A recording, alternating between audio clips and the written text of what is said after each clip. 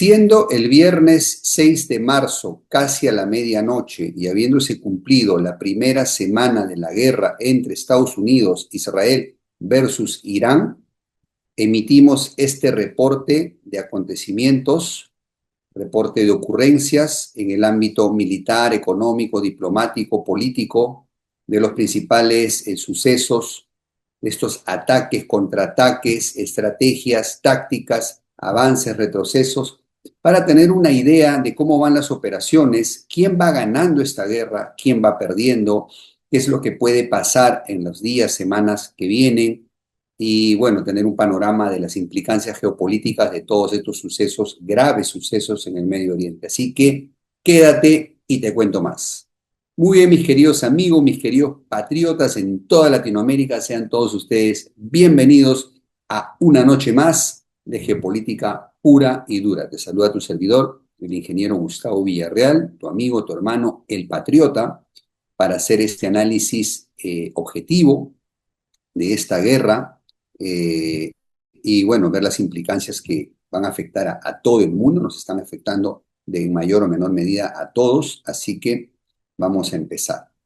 Muy bien, nuestro filtro de siempre, que es costumbre, sana costumbre aquí, y en estos tiempos muy necesario, porque están pululando en redes demasiados dogmáticos, demasiados fanáticos, demasiados, en fin, ideologizados por ahí. Así que te advierto, estás en un canal de centro y por lo tanto nosotros aquí no estamos alineados ni con papi Estados Unidos, ni con papi Irán, ni con papi Israel, ni con papi Rusia. Así que vamos a hacer un análisis objetivo, vamos a criticar lo que haya que criticar, vamos a evaluar sin sesgos porque de eso se trata, un análisis objetivo. Así que si tú eres partidario de los análisis maniqueos de buenos contra malos, como si fuera un partido de fútbol, y te tragas todas las propagandas de estos propagandistas, perdón, analistas de un bando o de otro, te invito a retirarte, no tienes nada que hacer aquí, para eso tienes esos otros canales, pero si lo que quieres es un análisis serio y en serio, objetivo, te invito a quedarte. Muy bien, vamos a empezar entonces, mis queridos amigos, mis queridos patriotas, para analizar qué es lo que ha pasado en esta semana. Esperé estratégicamente que se cumpliera la primera semana, pues para que tengamos un panorama más claro, ¿no? Y obviamente, como dije en la intro, la primera víctima es la verdad, así que estamos en medio de una guerra de propaganda, de narrativas, así que el 80-90% de lo que escuchemos en redes es exageración o simplemente falso. Me he nutrido de diversas fuentes, de ambos bandos inclusive, para tratar de tener, extrapolar una panorámica más objetiva posible. ¿Ok? Entonces vamos a empezar. Lo primero que quería comentar es que, habiéndose cumplido este séptimo día de la guerra, el plan A, el plan inicial de batalla que tenía Estados Unidos e Israel, ha fracasado. Y ha fracasado no porque lo diga yo, sino porque es evidente, ¿no? Ellos tenían un objetivo claro: repetir lo que hicieron en Venezuela, descabezar al régimen iraní, generar caos, conmoción, alentar una rebeldía, una revolución interna y hacer un cambio de régimen rápido, práctico, y para ello era un ataque masivo con todo lo que se tenía, empezando por eliminar a todo el liderazgo político-militar de Irán, y esto no funciona. No ha funcionado. Irán resiste, señores. Irán resiste, contragolpea, y entonces este primer plan, la guerra relámpago, la guerra de 3-4 días, ha fracasado. Y ahora se abre un nuevo capítulo, y todo apunta a que nos vamos dirigiendo a una guerra de desgaste, ¿no? Una guerra de desgaste en la cual cualquier cosa puede pasar, pero hay ciertas directrices, ciertas líneas guía que nos pueden orientar para ver más o menos hacia dónde se va a desenvolver esta guerra, ¿no? Esto es muy parecido a lo que le pasó a Rusia en su guerra con Ucrania, ¿no? Rusia, obviamente, su objetivo era una operación militar especial de pocos días, tomar Kiev, eliminar al liderazgo ucraniano. Claro, que los rusos han sido un poquito más digamos, en ese sentido, escrupuloso, ¿no? En cambio, Estados Unidos e Israel han sido mucho más agresivos con ese punto de eliminar al liderazgo del enemigo.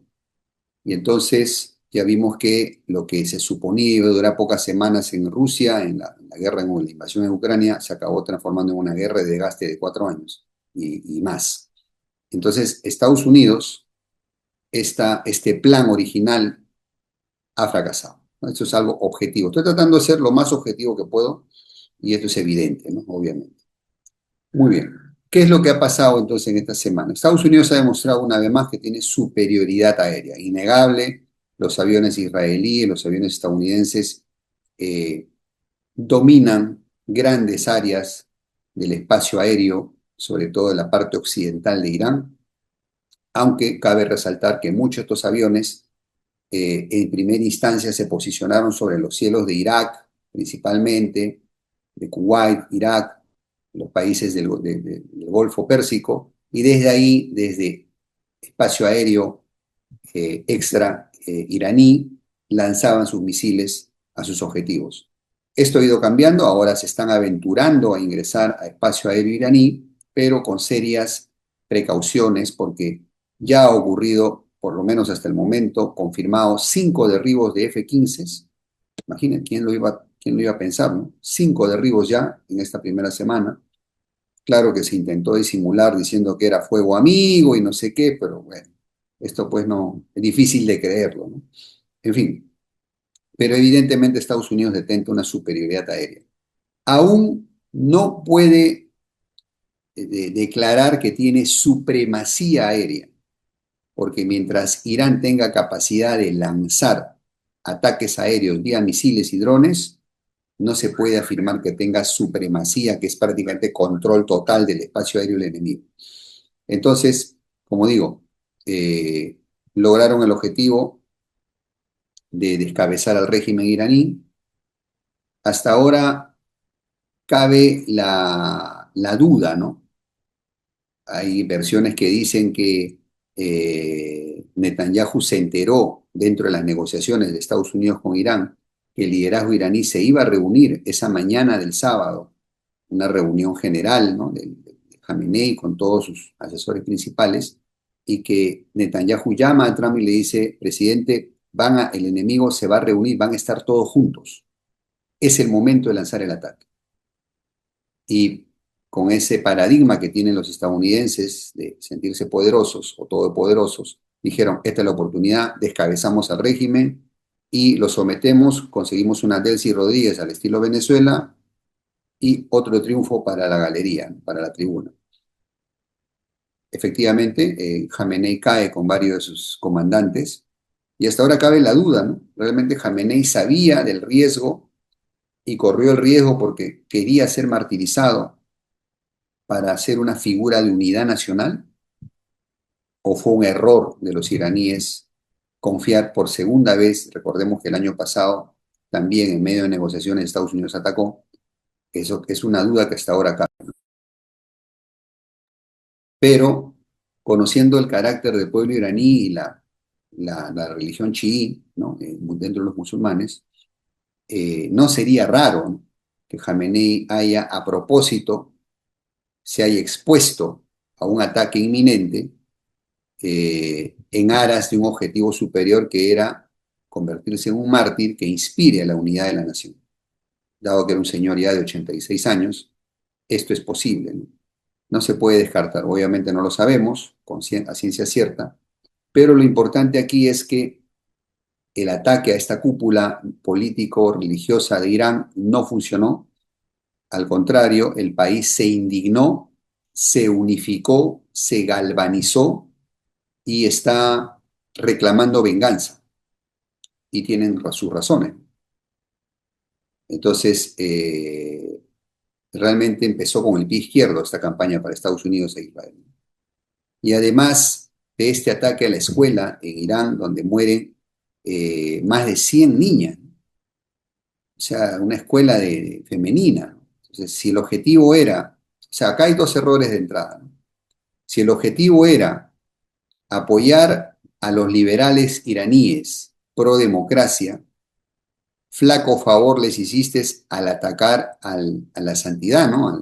Al ayatolá, que es una figura religiosa importante para el mundo chií, porque solo pateaste el avispero, o sea, generaste el efecto contrario. Hasta los liberales iraníes se han dado cuenta de ese horror de las protestas de enero y se han plegado a unirse a su gobierno para defender al país. Esto en primer lugar. En segundo lugar, atacas una escuela de niñas. Se supone que tú eres pro democracia, a favor de los derechos de las mujeres en Irán que están siendo oprimidas por el patriarcado islámico y matas a niñas. Y no puedes decir que es un error porque obviamente las bombas que utilizan los israelíes y los estadounidenses son de alta precisión. Entonces, pues, se empezó con el pie izquierdo o con mucha soberbia. Como siempre digo, la soberbia ciega a los líderes. A pesar de esto, Irán golpea. Desde ese mismo momento, a diferencia de la guerra de los 12 días, a la hora de recibir estos primeros ataques, Irán empieza a devolver el golpe, lo cual, digamos, evidencia que ya tenían un plan de contragolpe previamente, previamente acordado. Además que, bajo indicaciones del ayatolá, antes de morir, se le dio amplia, digamos, autonomía a las diferentes unidades militares en el extenso territorio iraní para que, en caso de un ataque, tengan la flexibilidad y la iniciativa de poder responder los ataques, ¿no? Y que lo que se ha llamado una defensa en mosaico, ¿no? Para evitar centralizar el poder y que a la caída del poder central, pues todo se desorganice. Pongámoslo en perspectiva, ¿no? Irán es un país 3 veces el tamaño de Ucrania, 3 veces el tamaño de España o de Francia. Es un país con 90 millones de habitantes, se dice rápido, es más habitantes que Alemania, ¿cierto? Entonces, es un país inmenso. Si Ucrania, con un tercio del territorio y con la mitad de la población, no ha podido ser subyugada por Rusia, a pesar de todos sus esfuerzos en estos 4 años, ¿qué te hace pensar que vas a subyugar a los persas? Es una cosa media, solo se entiende por la soberbia, ¿no?, de los líderes occidentales. Estados Unidos afirma haber atacado más de 3.000 objetivos dentro de Irán. 3.000 objetivos. La cifra impresiona, ¿cierto? Para una semana.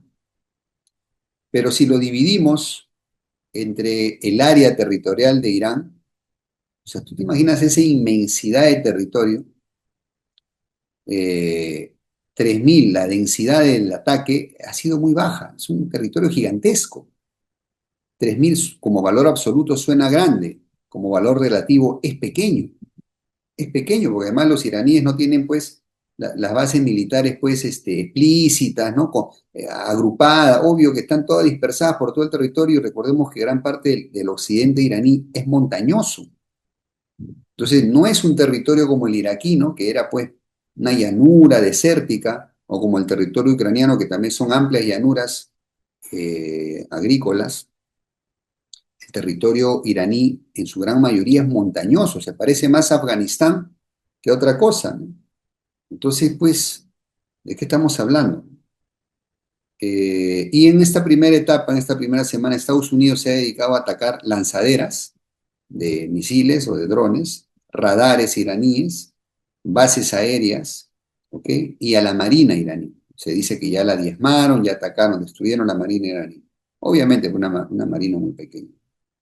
E Israel se ha dedicado a atacar al mando político, ¿no? O sea, a perseguir a los líderes iraníes, ¿no? Tratar de asesinarlos. Y aquí cabe también una reflexión. Dentro de los usos de la guerra, porque la guerra también tiene sus reglas, dentro de los usos de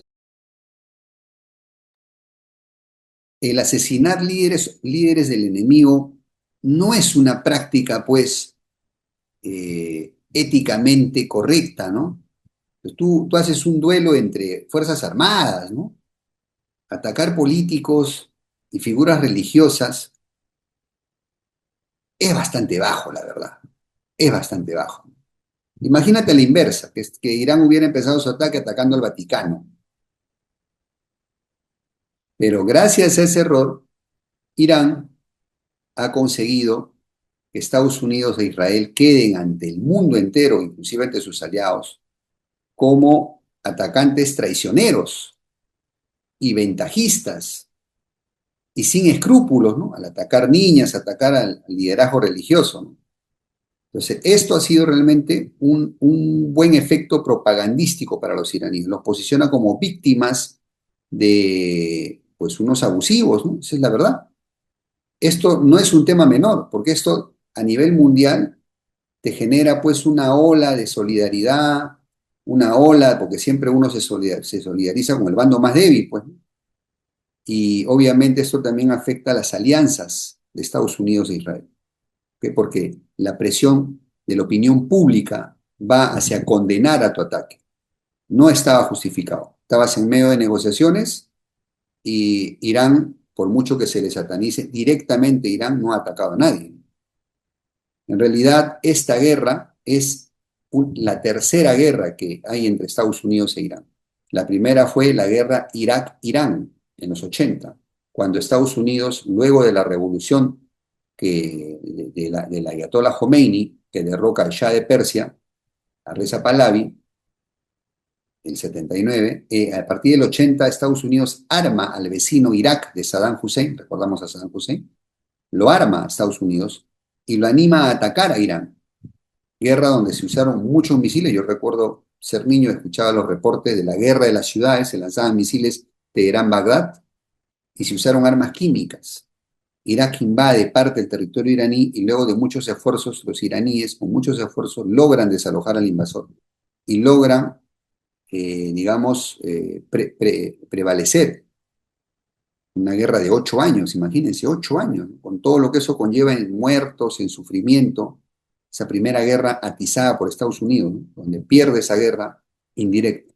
Luego viene la guerra de los 12 días del año pasado, ¿no? Una guerra muy corta, pero fue una pulseada, ¿no? Y actualmente es esta guerra.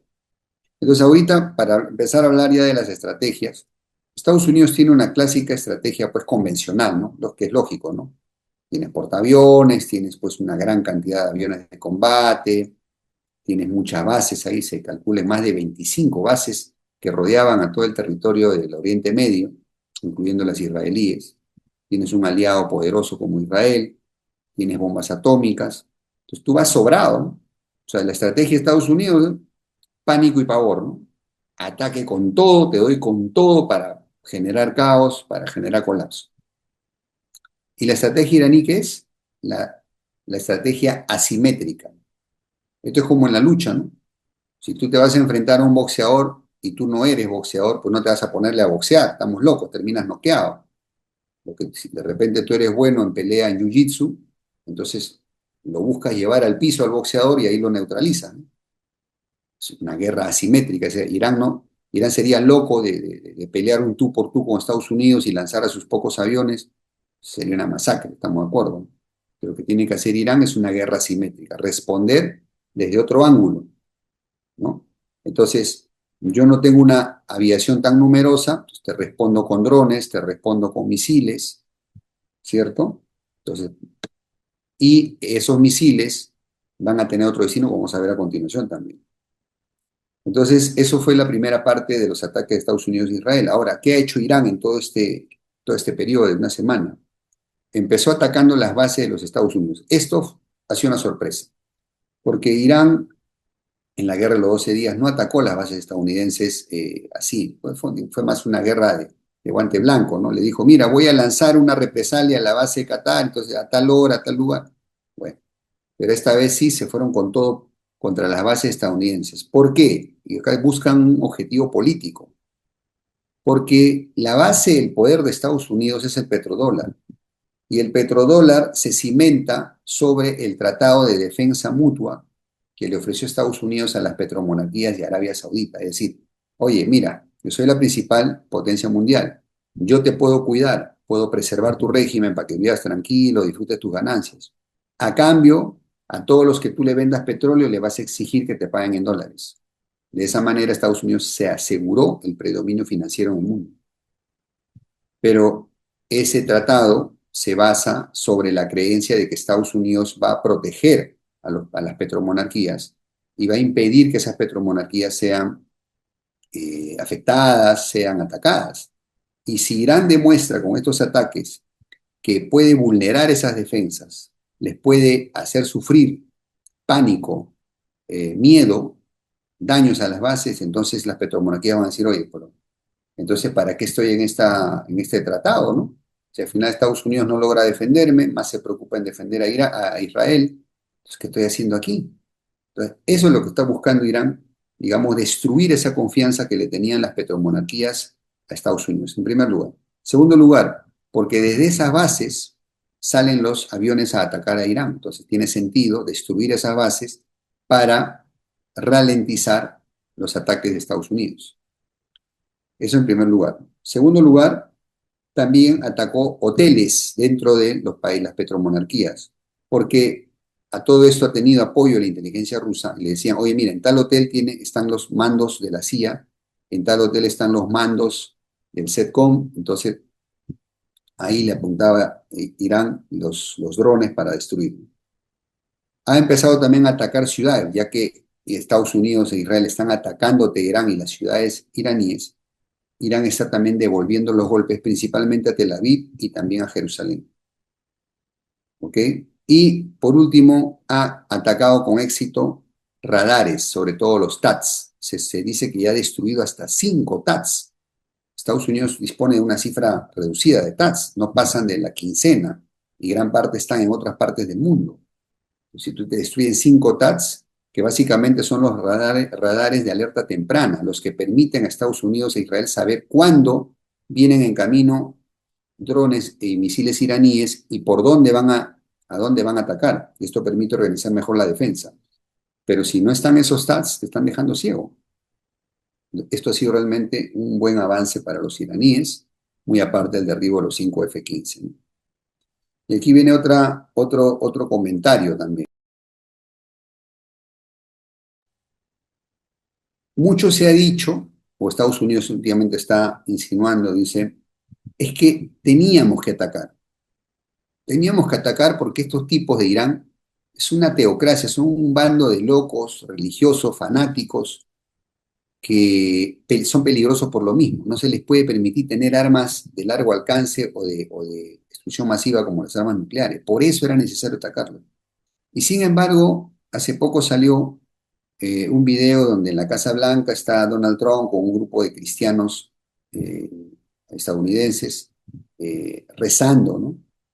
Y ha habido personajes dentro del gobierno de Estados Unidos, Peter Hegseth o otros personajes de profesión cristiana y profesión judía, muy fanáticos, que toman esta guerra como una especie de guerra santa, como una cruzada, ¿no? Recordamos las cruzadas, ¿cierto?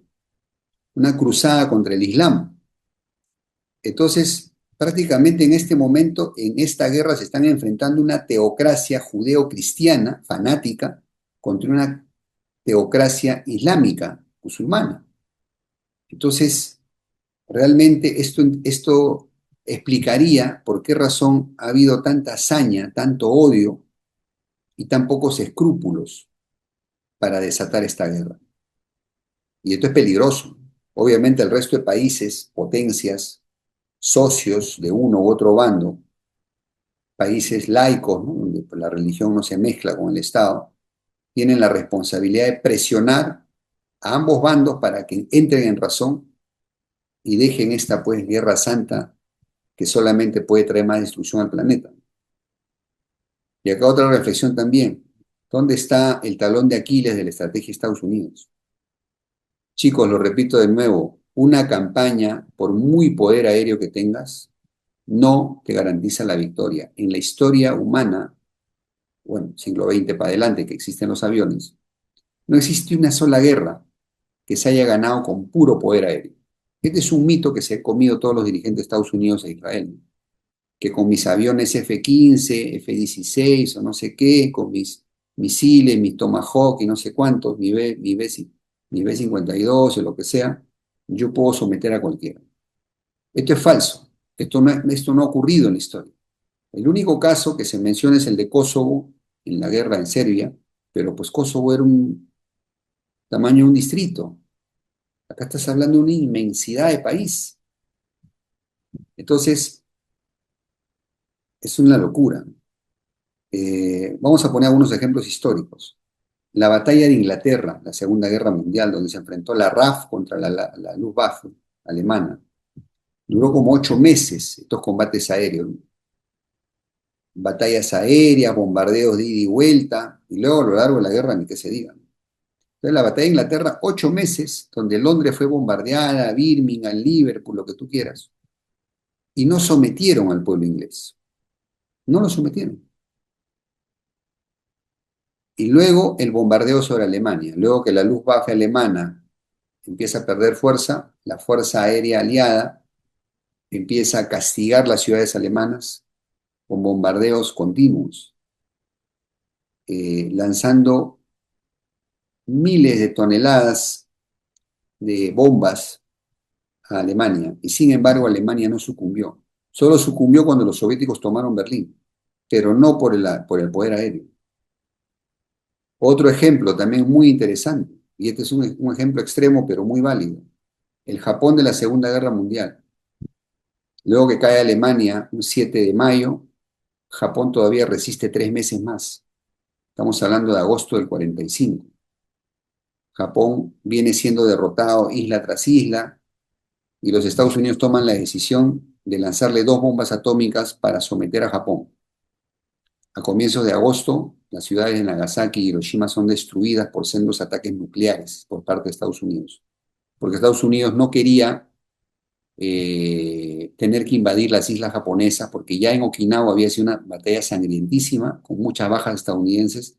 Ellos suponían que si atacaban las islas centrales de Japón, las bajas iban a ser mucho mayores. Entonces dijeron, bomba atómica, con eso resolvemos. Y no se resolvió.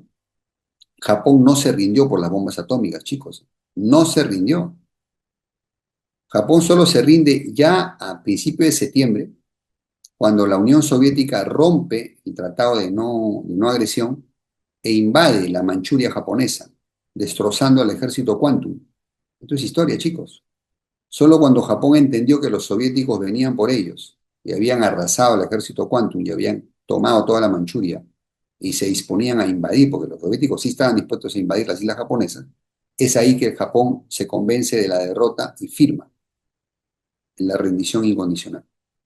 Entonces, si eso ha pasado, ¿qué te hace pensar pues que vas a someter a Irán con puro poder aéreo? Estamos locos. Es más, recordemos las famosas tormentas en el desierto, ¿no?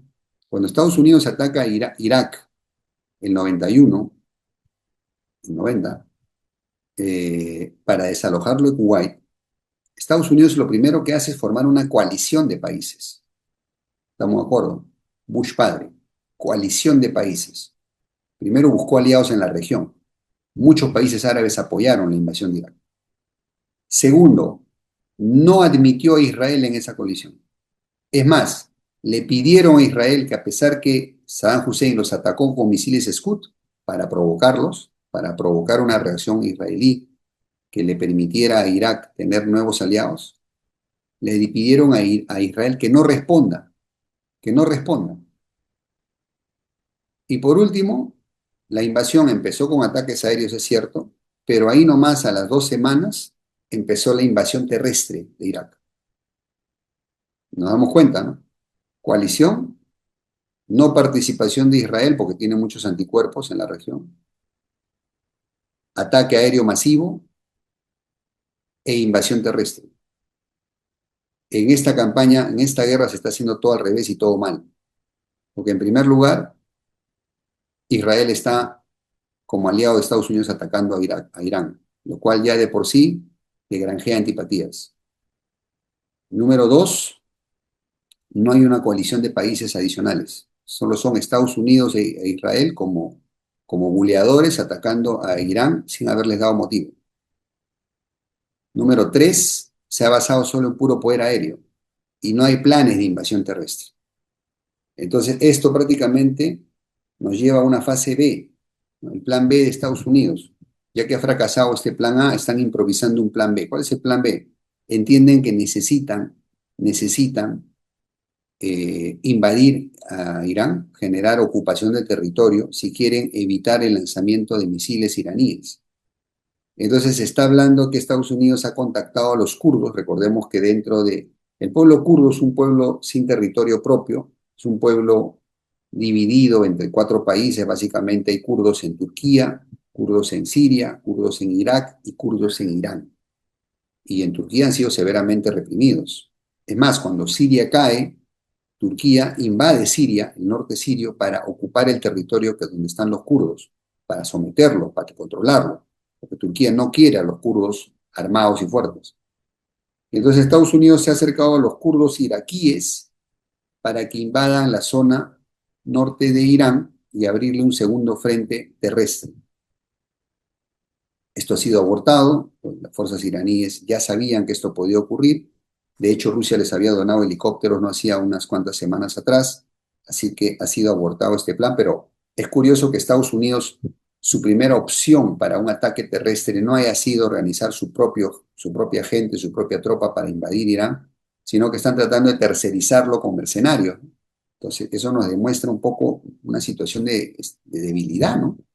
Porque si tú estuvieras tan seguro de tu fuerza, como lo estaba Bush padre, organizas a tu ejército y atacas, estamos de acuerdo, ¿no? Lo cual obviamente no ocurrió.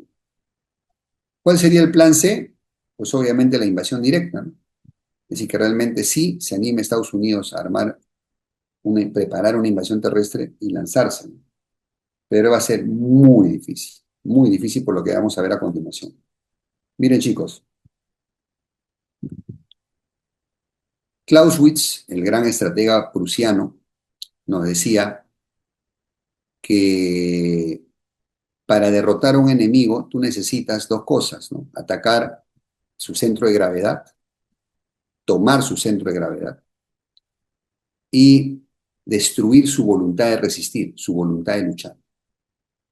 El centro de gravedad normalmente es la capital del país, no siempre, pero normalmente lo es porque es la vía, el centro de comunicaciones, el centro de poder político, el centro del poder militar, etcétera, etcétera. En el caso de Irán, Teherán está a cientos de kilómetros de la costa, digamos más de 1000 kilómetros de la costa, en territorio montañoso, inaccesible, ¿ok? Entonces, tomar el centro de gravedad de Irán, no voy a decir que es imposible, pero está recontra difícil para las actuales fuerzas estadounidenses. Porque además, Estados Unidos reunió mucho poder aéreo, pero poco poder terrestre. Estados Unidos tiene poder marítimo, un par de portaaviones con toda la flota, tiene mucho poder aéreo, más de 400 aeronaves de combate, misiles de crucero, etcétera, pero tiene poca fuerza terrestre, solo 50.000 soldados estadounidenses disponibles, lo cual es muy poco para invadir semejante país tan grande. Pero además, en cuanto a la voluntad de luchar, Irán está galvanizado. Cuando un país está galvanizado, está unido y determinado a resistir y a morir antes de ser derrotado o sometido, ya tienes perdida la guerra.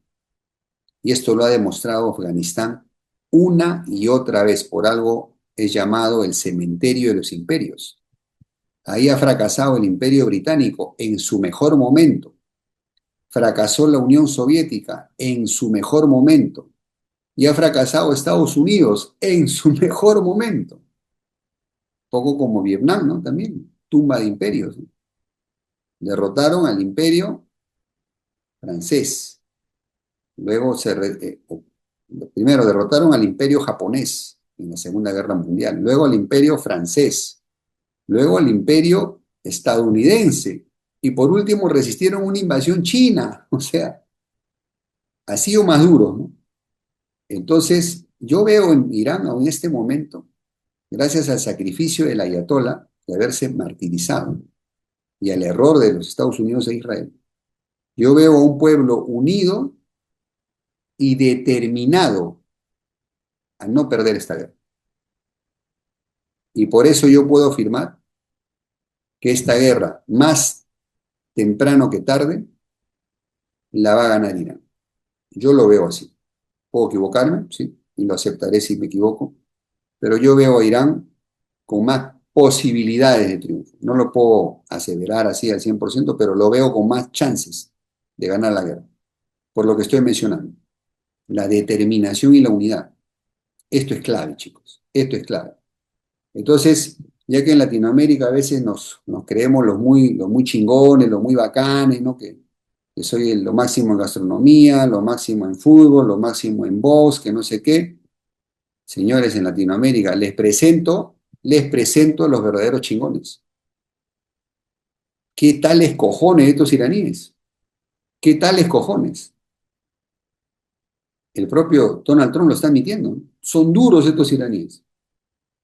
Y hay que admitirlo, ¿no? Al igual que hay que admitirlo también la bravura del pueblo ucraniano. Si ahorita hay dos pueblos que son chingones y que se están enfrentando a dos superpotencias, Ucrania contra Rusia, el pueblo ucraniano, el valiente pueblo ucraniano, e Irán, el valiente pueblo iraní, valiente pueblo persa, plantarle cara a la superpotencia, ni más ni menos, y de agregado a Israel. O sea, acá se está invirtiendo en los papeles, ¿no? Recordábamos que mucha gente criticaba a Rusia cuando ya se cumplían las primeras semanas o meses o luego año de la invasión a Ucrania. Decían, qué vergüenza.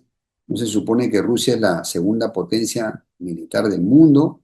¿Cómo es posible que no pueda someter a los iraníes? ¿De qué estamos hablando, no? Claro, se obvia que Irán está, no, Ucrania, perdón. ¿Cómo Rusia no puede someter a Ucrania tanto tiempo? Obvio, Ucrania está siendo apoyada por toda la OTAN, obvio, ¿no? Pero muchos se burlaban de eso, decían, no, pues es una potencia de mentira, Rusia ha fracasado, no pasa nada con Rusia, ahora se puede invertir lo mismo, ¿no? ¿Dónde está esa superpotencia estadounidense con Israel, los invencibles, ya una semana y no pueden someter al pueblo iraní? Entonces, realmente es de admirar, ¿ah? Es de admirar y tenemos mucho que aprender de este aspecto, ¿no? De las agallas, pero ojo, que no solo son agallas, ¿ah? Irán se ha preparado para esta guerra. Tiene industria propia, tiene toda una estrategia, tiene ciudades subterráneas, tiene tecnología propia. O sea, tampoco es irte ahí a lo tonto a enfrentarte cuando no tienes pues ni la décima parte de lo que tienen los iraníes. Entonces, hay que reconocer esto, ¿ok? Porque esta guerra para Irán es existencial. Esto es existencial. Y cuando un pueblo está dispuesto a morir de pie y no ser sometido, ya perdiste la guerra. Salte de ahí, no tienes nada que hacer. Salte, salte, salte. Sea, entonces, hasta da risa, ¿no? Trump amenazando de muerte a la Guardia Revolucionaria. Nadie le ha avisado a Trump que la Guardia Revolucionaria son fanáticos que no tienen miedo a morir. O sea, esta gente no tiene miedo a morir. ¿Cómo puedes amenazar de muerte a alguien que está dispuesto a morir por su patria? No tienes cómo, pues. Salte de ahí. Es como dice, ¿no? Para un loco hay uno más loco, ¿no? O sea, Trump es medio loco, o sea, estamos de acuerdo, ¿no? Pero los iraníes están más locos que Trump, pues. Entonces, no tienes nada que hacer ahí. Vas a perder la guerra. Vas a perder la guerra. Entonces, salte mientras puedas. Y con todo lo que ha pasado, y también es otro punto, ¿no? En las guerras hay algo que se llama la ascendencia moral. La ascendencia moral quiere decir la justicia de tu causa. La justicia de tu causa. Y casi siempre nosotros apoyamos al bando más débil. Entonces, si en este caso, cuando Rusia invade Ucrania, la ascendencia moral está del lado ucraniano, porque lógico, si me están invadiendo, por el motivo que fuera, aunque es una potencia, tengo derecho a defenderme, tengo derecho a defender mi país, está siendo invadido. O sea, la justicia está de mi lado. Y eso obviamente te granjea simpatías, te granjea alianzas, ¿estamos de acuerdo? En este caso, Estados Unidos ha cometido un error garrafal con Israel. Al matar al líder religioso, al matar a estas niñas, pierdes la ascendencia moral. No puedes invocar la justicia a tu causa, pues ya no puedes, pues ya te manchaste por la arrogancia, ¿no? Es un error la arrogancia esta que se ha cometido. Ahora hablemos de las matemáticas de la guerra. Vamos a ver, porque como decía Stalin, la guerra se gana en las fábricas. Se gana en las fábricas, señores. La guerra no es solamente, yo tengo 100 soldados y tú tienes 150, vamos a ver, ahí nos agarramos entre nosotros. Porque la guerra es logística. Como dicen ahí una frase, ¿no? Los aficionados hablan de estrategias militares, los profesionales hablan de logística. La logística es la que permite que tus soldados tengan la munición a tiempo, tengan medicinas, puedan tener refuerzos, puedan tener las armas en el lugar correcto. ¿ok? Puedan tener la comida. Sin eso, ese ejército se paraliza. Pero además es la espalda industrial, la capacidad industrial y de reclutamiento para reponer pérdidas. En la Segunda Guerra Mundial, la Unión Soviética tenía más población que Alemania, pero le ganó a Alemania a pesar de la alta tecnología de los nazis. La Unión Soviética le gana a Alemania gracias a aplicar la guerra total antes de entrar en la guerra. ¿Qué quiere decir? Que la Unión Soviética, sí, en las primeras batallas perdió millones de soldados, se dice rápido. Los nazis pensaban que estaban los soviéticos a punto de colapsar, pero no contaban con que la Unión Soviética tenía capacidad de reclutamiento masivo para reponer pérdidas. Y además tenía las fábricas que las había movido detrás de los Urales, más el apoyo gringo, tenía una producción que perdían 1.000 tanques, reponían 2.000. Los nazis les mataban 1 millón de soldados, reponían 2 millones. O sea, así no se puede. Entonces, vamos a ver también esto de las matemáticas. Un dron iraní, su costo está alrededor de $30.000. Costo de un dron Shahed iraní, por ejemplo, $30.000. Un misil iraní, de estos misiles de ataque, cuesta alrededor de $300.000, $500.000 para los iraníes. Por otro lado, los interceptores, los misiles de defensa antiaérea de los Estados Unidos, cuestan de 3 a 5 millones de dólares. 3 a 5 millones de dólares. Es decir, que para abatir un dron de $30.000, los Estados Unidos están gastando por lo menos 2 misiles interceptores, sumando 6 a 10 millones de dólares. ¿Se imaginan la disparidad en los gastos? Y esto no es casualidad. Los iraníes tienen fábricas subterráneas, almacenes subterráneos, y tienen el apoyo chino. Por eso digo, mientras los Estados Unidos, miren la producción, Irán tiene una producción de 100 misiles al mes, 100 de ataque. Los estadounidenses tienen una producción de 10 interceptores por mes. Los iraníes producen 4.000 drones por mes. Los estadounidenses, 500. Dime tú, ¿quién tiene mayores chances de sostener una guerra de desgaste? Esto es guerra de desgaste. Y si a la capacidad de los iraníes le agregas el apoyo chino en logística, en suministros, en reponer pérdidas a través de la frontera marítima del Mar Caspio entre Irán y Rusia, y si le agregas el apoyo ruso de inteligencia para identificar objetivos de los Estados Unidos, tienen la guerra perdida. Ahora no le veo yo por ahí una tendencia, ¿no? Porque Estados Unidos, se recuerda que se desindustrializó. Es una economía muy financiarizada. No es fácil montar una fábrica y generar volumen de producción tan pronto. Entonces, por un tema de reposición de pérdidas, por un tema de reclutamiento, por un tema de costos, y no es un tema menor. Tú para ganar una guerra no necesitas tener el armamento más sofisticado y más moderno. En la Segunda Guerra Mundial los alemanes, los tanques alemanes, destruían 10 tanques enemigos por cada tanque alemán. Pero mientras los alemanes solo podían producir 500 tanques Tiger al año, los soviéticos te ponían 10.000 tanques al año, 20.000 tanques al año. Esto es como un elefante contra las hormigas. El elefante puede pisar hormigas, puede matar millones de ellas, pero son tantas hormigas que al final terminan almorzándose al elefante. La cantidad pesa en una guerra, más que la calidad, más que la calidad. Entonces, a tal punto que los Estados Unidos ya están copiando los drones Shahed iraníes y llamándolos Luca, ¿no? Entonces, para que veamos, ¿no? Entonces, por eso digo, si esta guerra sigue la tendencia que está marcándose ahorita, esta semana, corre el riesgo de convertirse en una guerra de Ucrania para Estados Unidos, en el sentido de una guerra desgastante, donde Rusia y China le van a devolver una cucharada de su medicina a Estados Unidos. y para que se desgaste Estados Unidos. Recordemos que ya viene desgastado Estados Unidos, ¿no? Por la guerra en Ucrania. No ha podido someter a Rusia. Y si a eso le agregas el desgaste de esta guerra con Irán, cuando toque defender Taiwán no va a tener ni gran cosa para oponerse. Ahora, en el terreno de la diplomacia y las alianzas, ¿no? Israel está haciendo ataques de falsa bandera, Estados Unidos está haciendo ataques de falsa bandera a Chipre, una base de Chipre, una base británica, a Turquía, a Azerbaiyán, para intentar que estos países crean que han sido atacados por Irán y se involucren sumando apoyos a la coalición de Estados Unidos e Israel. No ha funcionado, Irán ha sido claro y les ha dicho a estos países, yo no he sido, no tengo por qué atacarte, no me interesa atacar. Hace poco, bueno, primero, España se ha declarado adversa a la guerra y ha dicho sus razones.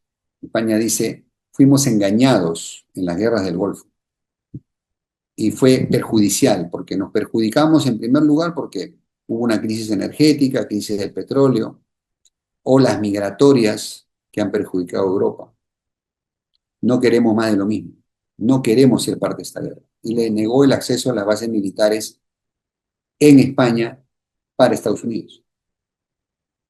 Y algunos gobiernos europeos han hecho eco del presidente del gobierno español, Pedro Sánchez.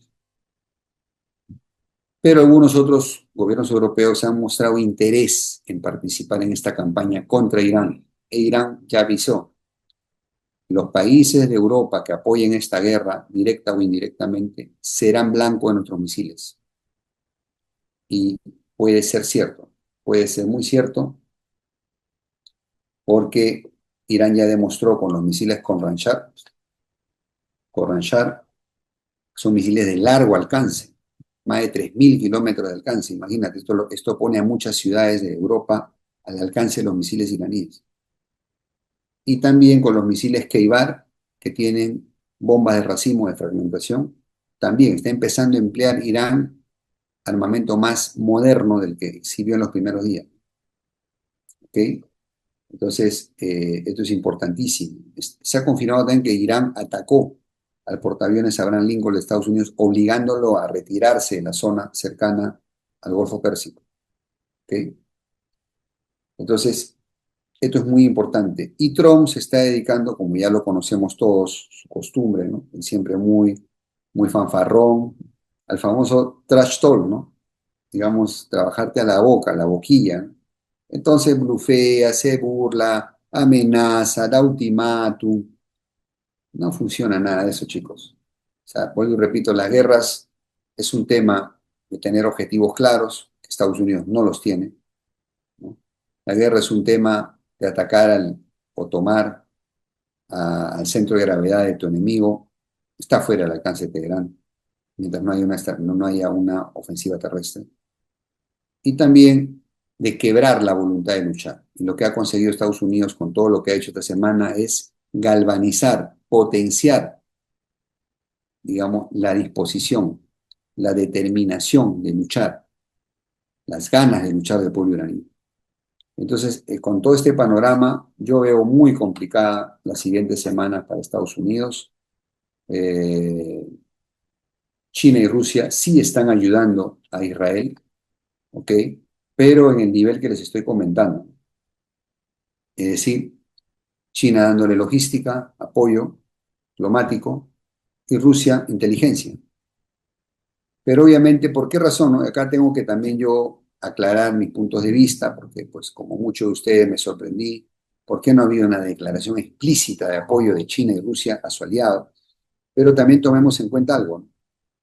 China tiene como principales clientes para sus productos a Estados Unidos y Europa.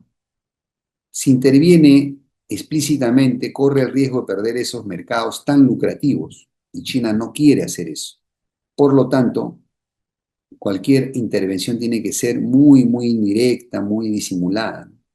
En el caso de Rusia, algo similar. Rusia viene desgastada por la guerra de Ucrania, pero además está en pleno proceso de negociación con Ucrania bajo el auspicio de Estados Unidos.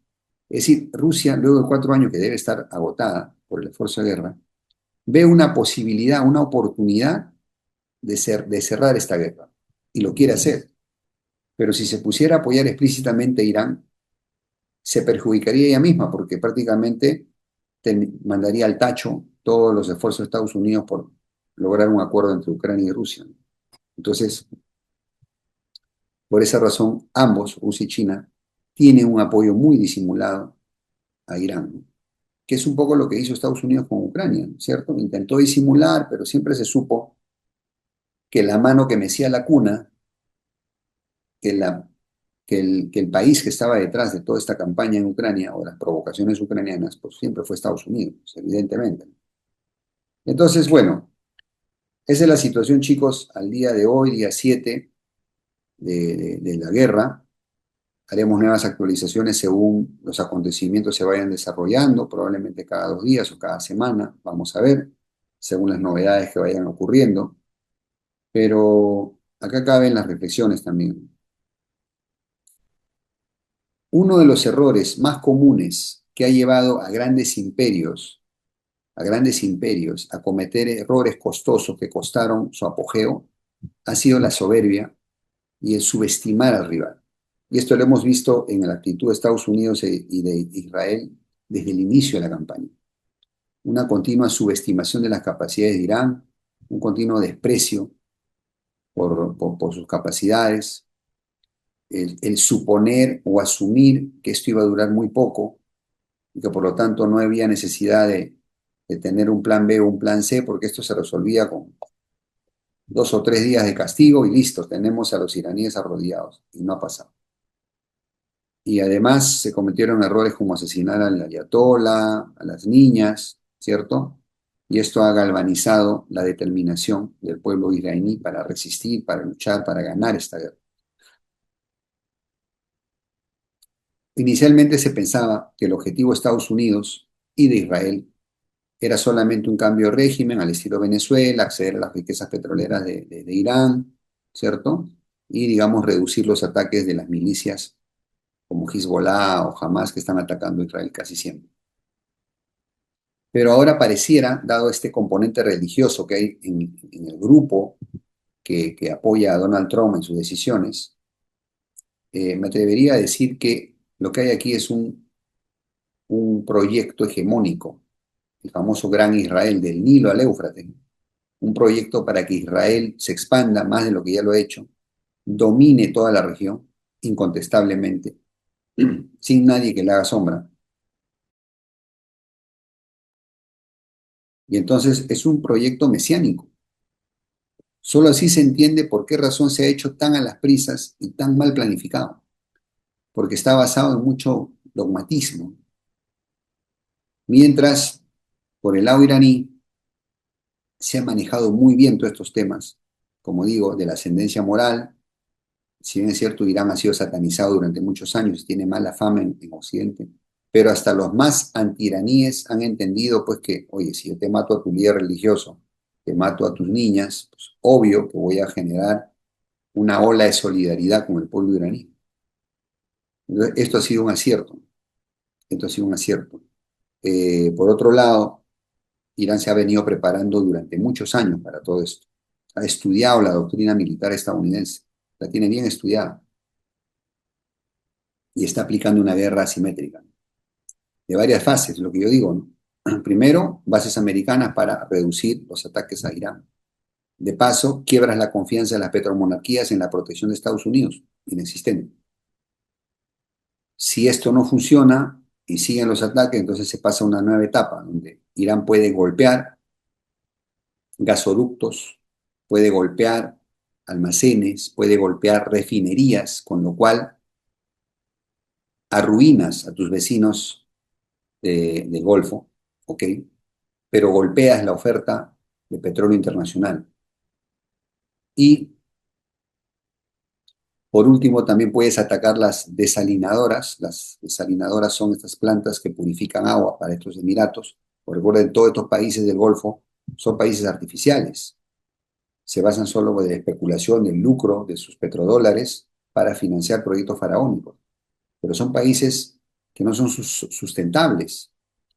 como ahorita están sufriendo de escasez de todo tipo de alimentos, medicinas, etcétera, porque pues ahorita está toda esta guerra en medio, ¿no? Entonces, son las fases, ¿no? Son las fases de Irán para sus ataques, ¿ok? Y si Estados Unidos comete el error de querer invadir, se va a encontrar con una guerra de Chechenia 2.0, porque los iraníes han demostrado que son duros, terreno montañoso, tu fuerza blindada va a tener muchas dificultades para circular por terrenos montañosos, lo cual le da amplia ventaja, al igual que como se demostró en la guerra de Afganistán, a los defensores, ¿no? Entonces, Estados Unidos quiere un Afganistán 2.0 para Estados Unidos, lo dudo, ¿no? Lo dudo. Y respecto al estrecho de Hormuz, ha tenido un cierre parcial, porque recordemos que de esa vía de Hormuz sale el 20% del petróleo mundial, 20% se dice pronto. Y de ese 20%, una gran parte abastece a China, otra a la India, otra a Japón, Corea del Sur y algunos países europeos. Entonces, si Irán cierra por cerrar el estrecho de Hormuz, está golpeando a su aliado chino. Entonces, de alguna manera, se ha hecho un cierre parcial, es decir, Irán ya ha dicho, pueden pasar los chinos, pueden pasar los rusos, pueden pasar los países que no nos han hecho daño, pero los que son cómplices de Estados Unidos, esos los vamos a atacar. Entonces, realmente hay serios problemas ahí. Se dice que el stock, la capacidad de reponer pérdidas, de reponer el stock que se ha gastado de misiles interceptores de los Estados Unidos para abastecer a Israel y a las petromonarquías del Golfo, se está agotando, se está agotando. Probablemente en 1 o 2 semanas veamos ya síntomas de este agotamiento. Bueno, ya se empiezan a ver, ¿no? Gran parte de los misiles iraníes están entrando como Pedro por su casa, ¿no? Hemos visto los videos que se están publicando. Entonces, esto realmente, obviamente, muestra que la estrategia iraní hasta ahora está funcionando, pero obviamente a un costo elevado. Obviamente Estados Unidos le ha generado mucho daño a Irán, pero como digo, repito, una campaña aérea no somete a ningún país, esa es la verdad, y menos a un país del perfil de Irán. Así que si no hace un cambio en su estrategia Estados Unidos, un cambio dramático, dejando a un lado la soberbia, viendo las cosas con realismo, ¿qué tendría que hacer? Armar una coalición, lógico, una tarea, sacar a Israel de la ecuación, esconderlo y preparar una invasión terrestre, jugársela, ¿no? Pero eso no tampoco te garantiza el éxito, ¿ok? Se están viendo también aparecer, se empiezan a aparecer drones con misiles antiaéreos para atacar a la aviación estadounidense o israelí. Esto ya se vio en el conflicto en Ucrania con los Geranio 2 equipados con misiles antiaéreos, y esto lo están empezando a hacer también los iraníes. Está muy interesante, ¿ok? Así que bueno, esto era lo que les quería comentar, chicos. Con esto vamos a la conclusión de nuestro video. Muy bien, mis queridos amigos, mis queridos patriotas en toda Latinoamérica, de esta manera llegamos al final de nuestro video con las siguientes conclusiones. Al término de la primera semana de guerra, en esta guerra entre Estados Unidos e Israel versus Irán, el plan original de ataque de Estados Unidos de decapitación del régimen iraní mediante un ataque masivo, duro, tremendo, de 2, 3, 4 días, ha fracasado. El régimen iraní se mantiene firme, obviamente reemplazando a los caídos, y Irán resiste y continúa con capacidad de respuesta y ataque, con lo cual la supremacía aérea no ha sido alcanzada. Irán está respondiendo con una estrategia asimétrica, es decir, golpeando objetivos económicos, golpeando bases militares, radares de alerta temprana, para reducir la capacidad de defensa de los Estados Unidos y de Israel.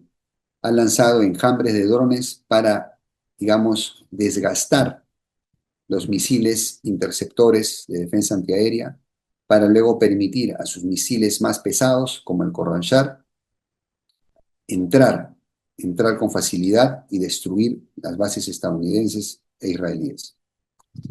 Hasta el momento, Rusia y China están brindando un apoyo indirecto y muy disimulado, lo cual ha permitido a Irán tener lo que no tuvo en la guerra de los 12 días, inteligencia, tener información de los blancos estadounidenses para poder apuntar mejor sus armas.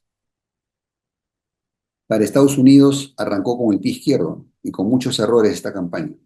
Subestimó a su rival, no armó una coalición, involucró a Israel, que todos sabemos que tiene anticuerpos en la opinión pública, y no ha considerado una campaña terrestre. El poder aéreo por sí solo, la historia lo demuestra, no somete a ningún país, no gana guerras.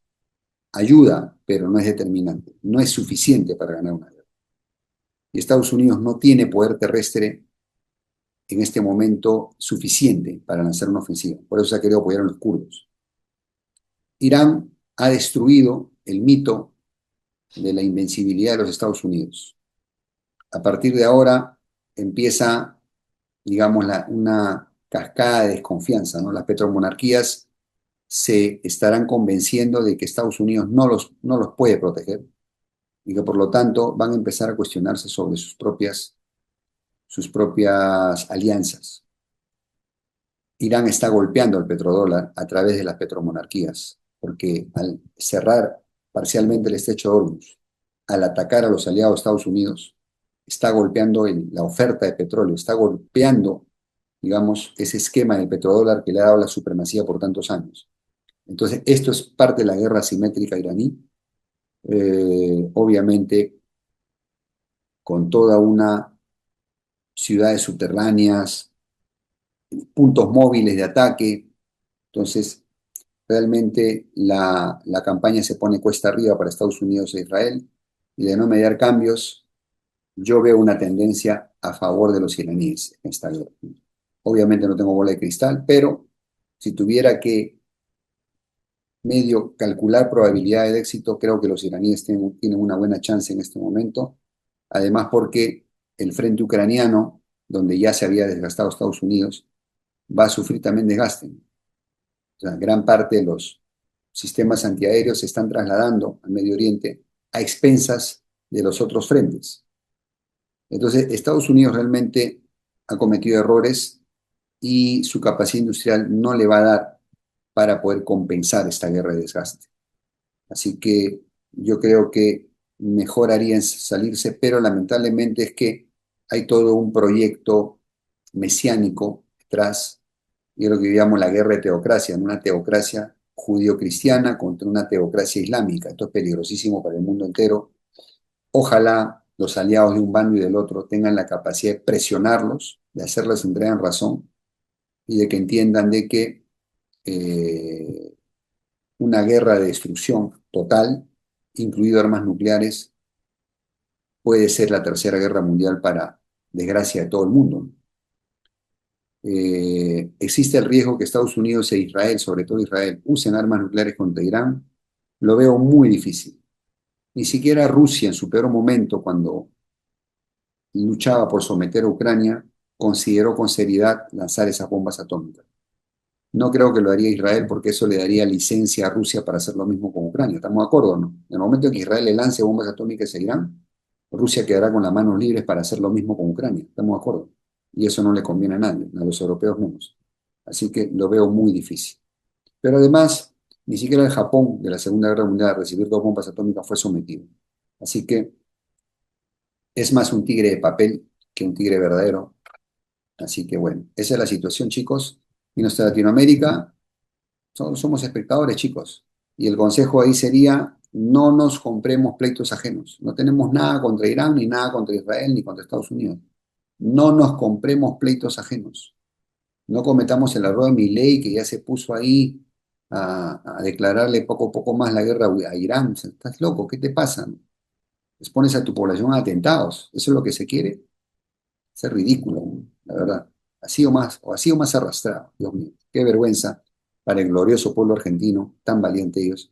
Pero hablando de valientes, acá el reconocimiento, y tenemos mucho que aprender de Irán, ¿no? Hay que tener pues los cojones bien puestos para enfrentarse a Estados Unidos al tú por tú, ¿no? Y pararle, pues, como decimos nosotros en Latinoamérica, pararle el macho, ¿no? Como dicen, el valiente es valiente hasta que el cobarde quiere, ¿no? Entonces, Irán se le está poniendo al frente a Estados Unidos, y Estados Unidos con toda su potencia no ha podido doblegar a Irán en una semana.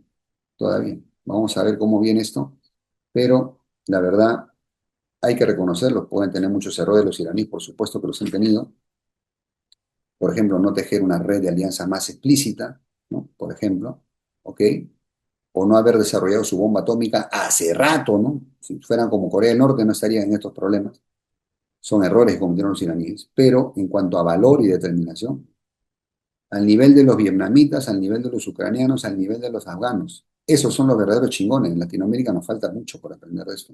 Para comenzar, ni siquiera amamos a nuestra patria, no está en nuestra escala de valores, más somos individualistas, hasta nos hemos deconstruido, ¿no? Nos tienen con esa tontería de la deconstrucción, que la masculinidad tóxica, pura tontería, que nos baja pues como se dice, la testosterona necesaria para sacar adelante a nuestro país, para hacerlo grande, para ser patriotas, ¿no? Entonces, eso es lo que nos falta en Latinoamérica.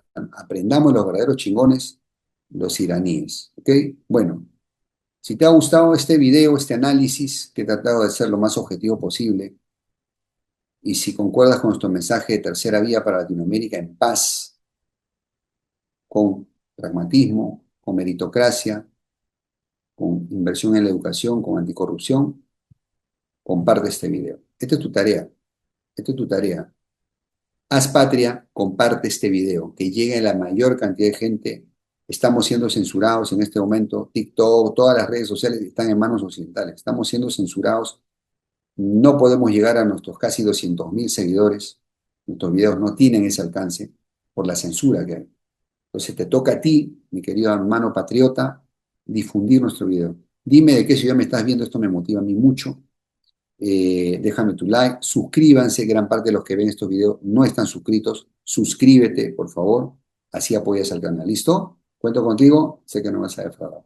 Te mando un gran abrazo, hermano, te veo en el siguiente video, sobre el siguiente reporte, y recuerda, nuestra amada Latinoamérica necesita hoy más que nunca, unidad, pragmatismo y patriotismo para ser grande. Hasta la próxima.